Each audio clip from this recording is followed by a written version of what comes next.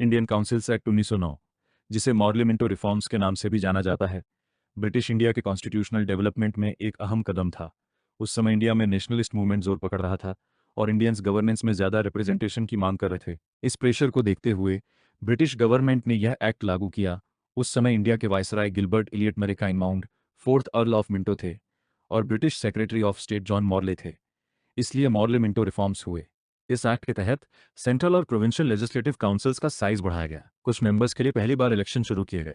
हालांकि ये election limited थे और पूरी तरह से डेमोक्रेटिक नहीं थे। इंडियंस को काउंसिल्स में सवाल पूछने, बजट पर डिस्कस करने और सजेशन देने का हक मिला, जिससे गवर्नेंस में उनकी हिस्सेदारी थोड़ी बढ़ गई। लेकिन इस एक्ट का सबसे कंट्रोवर्शियल प्रोविजन मुसलमानों के लिए सेपरेट इलेक्टोरेट शुरू करना था। इसका मतलब था कि मुस्लिम वोटर्स सिर्फ मुस्लिम कैंडिडेट्स को वोट देंगे। इस पॉलिसी को फूट डालो और राज करो की स्ट्रैटेजी माना गया, क्योंकि इससे भारतीय समाज में धार्मिक आधार पर पॉलिटिकल बंटवारा बढ़ गया। इस सिस्टम को उस समय के एक पॉलिटिकल संगठन ऑल इंडिया मुस्लिम लीग ने सपोर्ट किया, जबकि कई नेशनल नेताओं ने इसका विरोध किया। कुल मिलाकर इंडियन काउंसिल्स एक्ट 1909 ने भारतीयों को शासन में सीमित हिस्सेदारी दी, लेकिन इसने भारतीय राजनीति में कम्युनल रिप्रेजेंटेशन भी शुरू किया, जिसका भारतीय राजनीति और भारतीय समाज पर लंबे समय तक असर रहा। और दोस्तों, इस चैनल पर हम इंडियन हिस्ट्री, पॉलिटी और करंट अफेयर्स जैसे ज़रूरी टॉपिक को 1 मिनट के छोटे वीडियो में आसान तरीके से समझाते हैं, ताकि आपका समय बच सके और आपको ज़रूरी जानकारी जल्दी मिल सके। ये कंटेंट यूपीएससी, स्टेट पीसीएस और दूसरे कॉम्पिटिटिव एग्जाम की तैयारी कर रहे स्टूडेंट्स के लिए बहुत हेल्पफुल है।